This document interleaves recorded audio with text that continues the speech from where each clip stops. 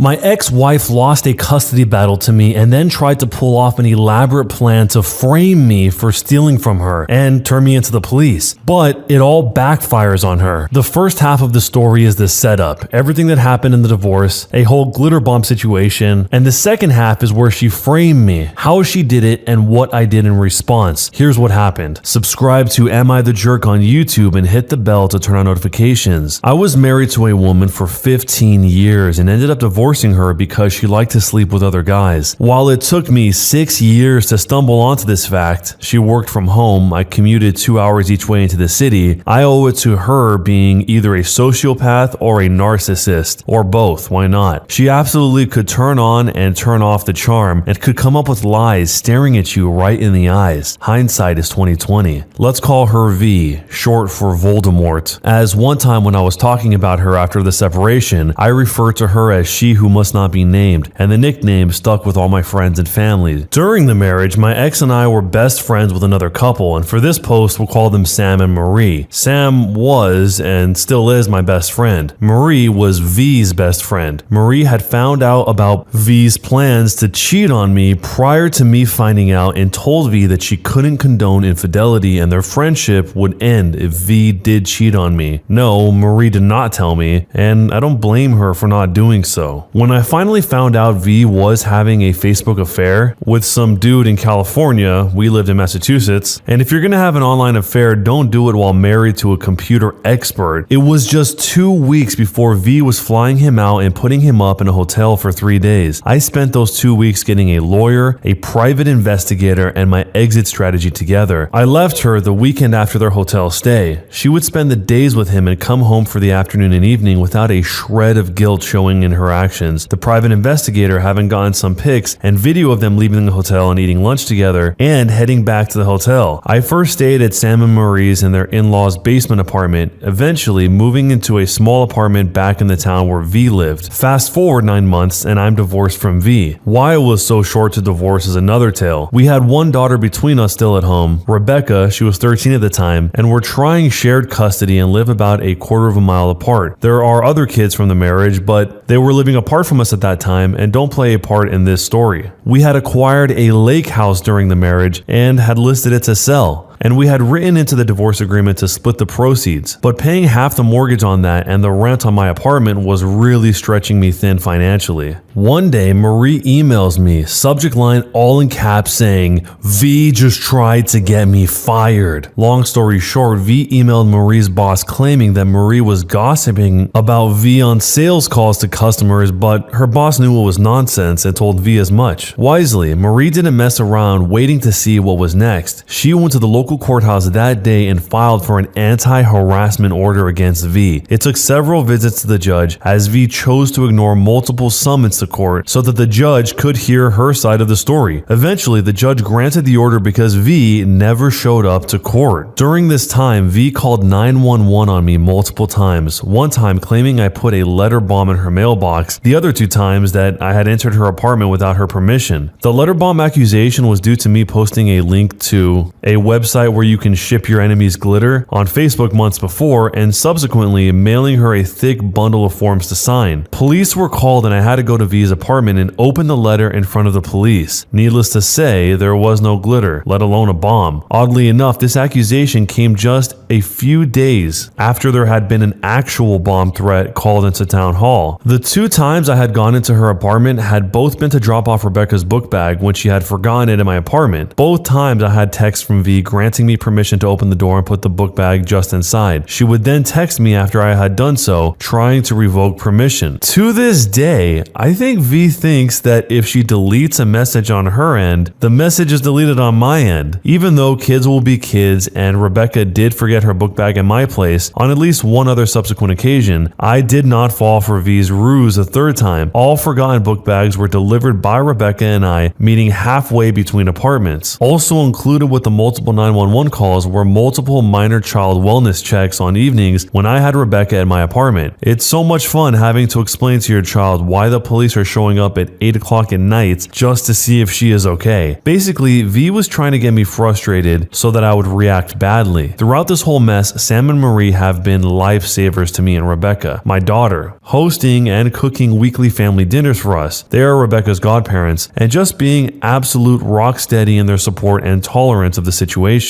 Around this time, V filed for sole custody. At the strong urging of my lawyer, I insisted on being a guardian ad litem, a GAL, being appointed to represent Rebecca's best interest, her being a minor. Of course, the parents must pay the fees of the GAL. At this point, my finances are really getting worrisome. I write an email to V saying we need to drop the price of the lake house and get that sold regardless of profit. I needed that albatross off from around my neck so I could continue to afford to live where I could co-parent Rebecca as well as fight the custody battle. So there I am, going deeper into debt, can't pay rent and mortgage long term, and V is starting another court battle for full custody. With no other choice, I move back in with Sam and Marie so I can continue to pay my lawyer and keep fighting. About a week after I'm settled back in with Sam and Marie, I hear from Rebecca that V's glass patio table was smashed the previous night. I was in New Hampshire that evening with witnesses, so it couldn't have been me. I was paying for Rebecca's cell phone, and we have Life 360, so we could know where each other was at any time. Due to an earlier threat by V to take the two youngest kids and move to California to be with the idiot from Facebook. Plus it had history, so I could at least prove my phone was in New Hampshire. Rebecca says she knows I was in New Hampshire and tells me she'll tell her mother that it wasn't me. The next day, I was served with a restraining order, an RO, claiming that I had vandalized V's patio furniture and that she felt afraid due to the letter bomb incident. The cop knew that it was nonsense, but the judge had no knowledge of the incident when V filed the restraining order and had to take her at her word. The restraining order was for 10 days, and then I could show up in court and contest it being continued. The officer who served the restraining order explained that he had to confiscate any firearms and licenses. While I did have a recently acquired Class A concealed carry license, actually from a couple's firearm course that was an anniversary gift from V the previous year, I hadn't any firearms other than a BB gun of Rebecca's. The officer left with just the Class A license, smiling as he said he was pretty sure I wasn't going to go on a rampage with a BB gun. The first thing I did the next day was to go to the police station and request all incident reports that involved me since I left her. I knew of 7 incidents, but the desk sergeant informed me they had 19 incident reports from V. He talked to me a bit, clearly trying to get a feel for what kind of person I was and just what was going on. We parted company with him assuring me that the patrol officers would now know what was going on and the police department would do right by me so long as I kept my cool. Fair enough. 2 nights before the court appearance to contest the restraining order, Sam, Marie, and I are sitting on their porch, drinking some brewskis and brainstorming about what I'm going to say to the judge. I'm a bit discouraged because I know it's going to be a he said, she said situation, and I'm living in Massachusetts. If your chromosomes don't match, you are a second-class citizen when it comes to parental rights. Plus, V deserves an Oscar for how well she plays the victim. It wasn't looking good. My only hope was if V decided the restraining order itself was enough to make me look bad to the GAL and not show up and let the restraining order expire. Marie suddenly said, "Hey, let me see that restraining order." I handed it over to her. "Hey, this is my judge. She's the judge that granted me the anti-harassment order against V." You're kidding. Sam and I look at each other in amazement. "I swear it is. Let me go get it." Marie goes inside and comes back a few minutes later with her court order. Sure enough, it's the same judge. My grin felt like it was going to split my lips. Now I knew exactly what to do. And this is where the revenge begins. The court date to contest the restraining order arrived, and I'm there first thing, just me, no lawyer, because he had to appear in court elsewhere. I strongly hoped that V wouldn't show up, but she did.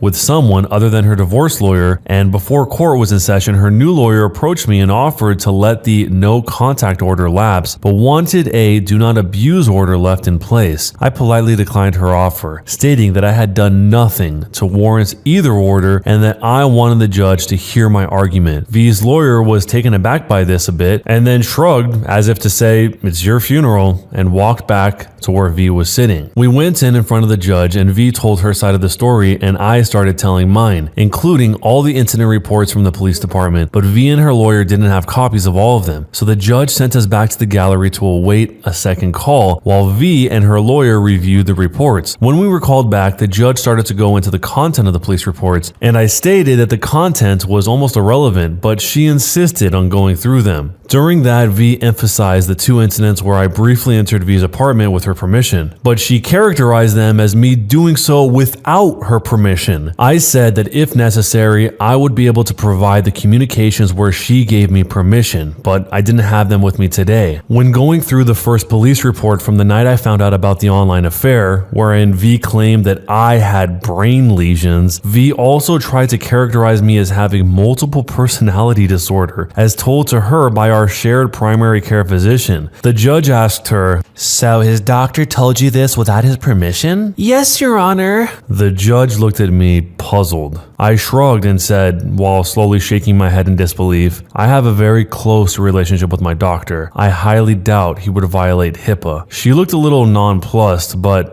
I think she got the message that V wasn't entirely being truthful. As that was the last police report to go, I reminded her that my point wasn't the content, but that I thought V was using the courts to harass and intimidate me and to make me look bad to the GAL. And I brought up that this isn't out of character for V, as she has an anti-harassment order put in place against her, put there by Your Honor, Your Honor. The judge blinked at that bit of information. I gave her the details and reminded her that V declined to show up at multiple hearings. As I recounted the particulars of Marie's story, the judge squinted her eyes more and more and her frown got deeper and deeper. She turned to V and her voice was slow, cold fury. "Do you have an anti-harassment order in place against you?" V's voice was so small and weak. "Yes, Your Honor." I so wanted to look at V's face to see her reaction, but I kept my eyes locked on the judge. The judge pointed at V. "Why didn't you show up to the hearings?"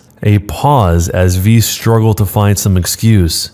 "Because I didn't want to associate with that." But the judge waved her to silence. I think that was the turning point, as I think she was going to grant the request for the do not abuse, but she turned to me and sternly said, "I think there is a bit of this going on both sides, but clearly she wants you to stay out of her apartment." "Never again, Your Honor." "Restraining order terminated." And with a bang of her gavel, we were done. Because the restraining order was terminated, legally that meant that it never happened. I got my Class A concealed carry license back the next day and ultimately won the custody battle, a large part of which was the termination of the restraining order, but also due to V's subsequent increasingly poor emotional and verbal treatment of Rebecca. So, am I the jerk for how I handled this? Before you decide, there is an update from the future. My ex-wife tries to frame me for theft. Here's the background. At this point in the saga, having lost the custody battle, V is moving to New Hampshire to be with her primary lover, now husband number 5.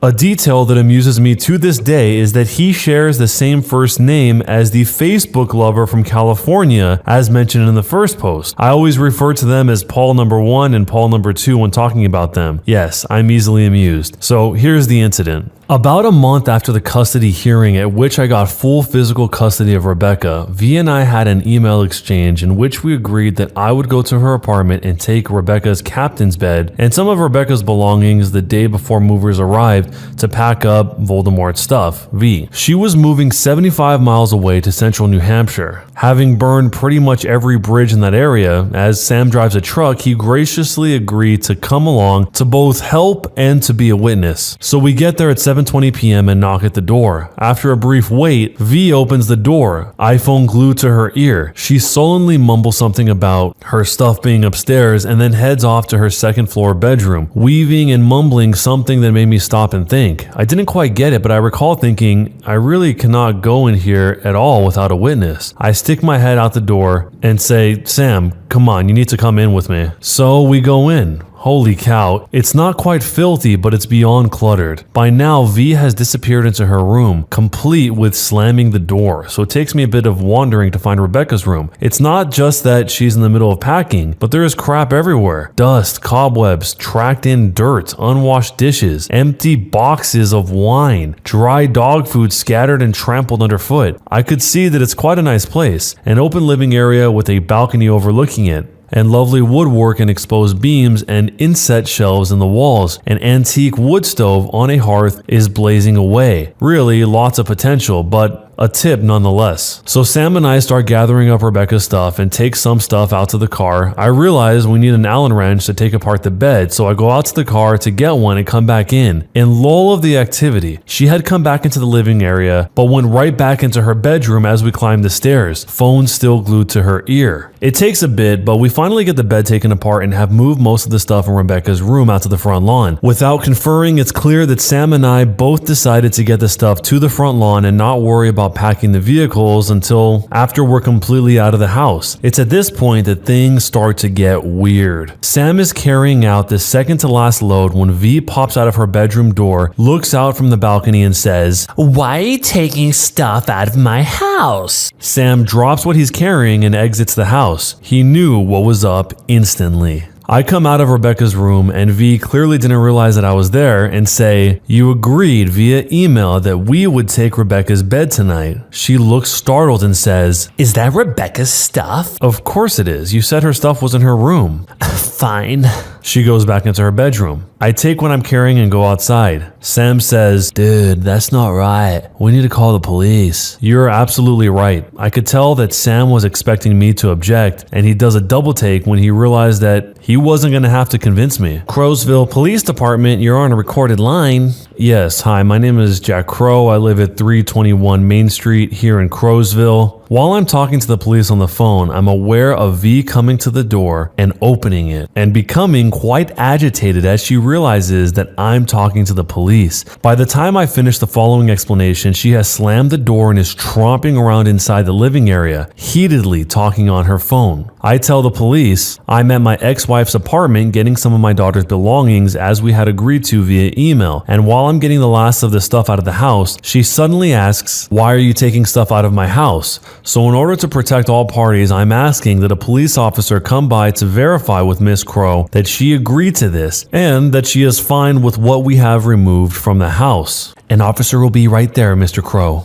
As I'm waiting for the officer to arrive, leaning nonchalantly against the front of Sam's truck, Sam is standing there next to me, just shaking his head. "I'm gonna call Marie and just let her know what's going on." Right about here, V throws the front door open, muttering something about not having gotten all of Rebecca's stuff, and proceeds to deposit another laundry basket piled high with clothes and other items on the front stoop, and then disappears back inside. I start to whistle, pop goes the weasel. Most of the stuff we moved is still sitting on the front lawn. We leave it there. About 5 minutes later, the officer arrives. He steps out of the patrol SUV and I slowly approach him, arm extended to shake his hand. "Good evening, officer. I'm Jack Crow." "Evening, Crow. Ali Johnson." We shake hands. I give him a brief explanation of the situation and he comments that I was right to call him and that he'll go speak to V. He's up there for about 2 minutes and then comes back down. "You guys are good to go." We briefly chat with him, apologizing for having to get him involved, and he replies, "No, you did the right thing. If a woman in Massachusetts says something bad about you and you've got stuff dangling between your legs, you're gonna be in trouble." I liked him a lot after that. We start loading the rest of the stuff and he asks, "How much more is in the house?" "Nothing. It's all out here except that last laundry basket on the stoop that Miss Crow brought out while we were waiting for you."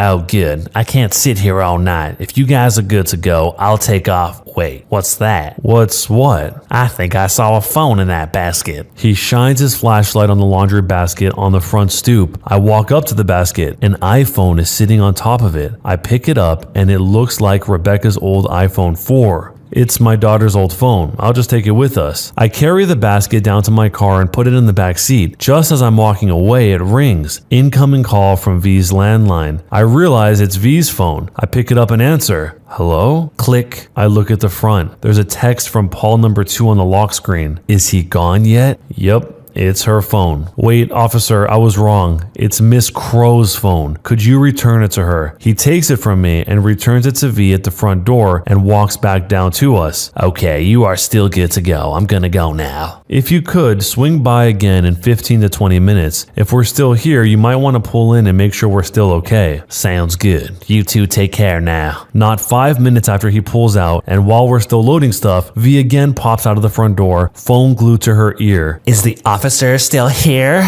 No. Get him back now. Why? I want him back. Get him. And back inside she goes. I'm briefly tempted to tell her, if you want the cop back, you call for him. But that little voice in my head says, you call. So I did redial Crowsville's finest and request that Officer Johnson, to return to the address. Again, Sam and I assume our waiting positions at the front of the truck. This is why I didn't want Rebecca here tonight. Good call, Sam said. A few minutes later, Officer Johnson arrives. Hey, Officer Johnson, long time no see. He grins at me. She came out the front door just after you left, asking for the police to be called. I'll go see what she wants. He goes up there and V hands him her phone. He talks for a few minutes, hangs up the phone, continues to speak with V for 20 more seconds, and then returns to us. I look at him, quizzically. No worries, guys. You're still good to go, but I'm gonna stay here until you're done. I continue to give him the raised eyebrow. She wanted to accuse you of trying to steal her phone, but I pointed out to her that I was the one to notice it in the basket that you hadn't touched yet, and that you were the one to ask me to return it to her. Her boyfriend asked if you could be made to wait until Sunday, but I told him no. They got 3 more things to load and then they're out of here. Just finish up, guys. We all want to go home where it's warm. We finished up and we all shook hands and got out of there, having successfully avoided being framed by my ex-wife because we were lucky enough that the cop noticed the phone. So all things considered, from the start to the very end, am I the jerk for how things played out? Let's break this down from the beginning. Part 1, and then we'll go into part 2. First off, it's sad that he had to live through this entire cheating while knowing it was happening. The way it's explained is a little bit strange because I can't understand why, if he already knew the cheating was about to happen, why he wouldn't have intervened or tried to be separated before it happened, unless he thought it would help him in the custody battle in the future and in the divorce. It sounds like that's sort of implicit in what he's saying here, but he's not saying it directly. And as we see how things turn out later on in the story, that isn't exactly how it plays out, which begs the question again, why put yourself through that? He specifically says, I left her the weekend after their hotel stay. She would spend the days with him and come home for the afternoon and evening without a shred of guilt showing in her actions. Having to live through that doesn't seem worth it just to get a couple extra private eye pictures of them leaving the hotel and all the other places that they took pictures of them, but maybe he thought it was worth it. And about the whole situation about entering her apartment and V saying that she didn't give him permission, it is funny that she thinks that if she deletes a text message on her end, it'll be deleted on his end, because that's obviously not how it works. But if that was such a crucial thing he was counting on, why wouldn't he bring that to court? He told the judge, I would be able to provide the communications where she gave me permission, but I don't have them with me today. What? Wasn't that one of the only things he felt like he had to stand on when he thought that he was going to be discriminated against because he was a male in this custody battle? I guess in the end, nothing really mattered other than the fact that V had ignored the court summons this entire time, and that's what ultimately swayed the judge in the OP's favor. I feel bad for anyone that has to go anything like this on either side. Then in part 2, the OP clearly is on edge because he has set up every precaution he possibly can. He's using some 200 IQ prediction methods to try and figure out what her whole scheme is. He even brings Sam with him so he's not alone with her, so she can't just randomly say something and then it becomes a he said she said situation. It is interesting that both him and Sam had the intuition to call the police right then and there, when from the perspective of the audience, it's not exactly obvious why they would do so. They just thought that something was off, and it turns out something was off. At the time, they just couldn't figure out what it was, and it ended up being the police officer who saw the phone in the basket to begin with. She was the one that was trying to pin the theft of the phone on them, and she almost got away with it if it wasn't noticed at that point. So let me know if you guys have ever experienced something like this in your own lives, and if so, feel free to submit your own stories via the link in the description. And of course, let me know down below, jerk or not a jerk, and why. When you subscribe, make sure to hit the bell to turn on notifications. To finish listening to all the stories in this series, use the playlist at the top of the description. And next time you live stream, use the cream of the crop music. Search for Cream of the Stream on Spotify or whatever music platform you use for copyright-free music to use for your stream. It's free. Cream of the Stream. Either way, thanks a lot for listening. I'll see you guys next time.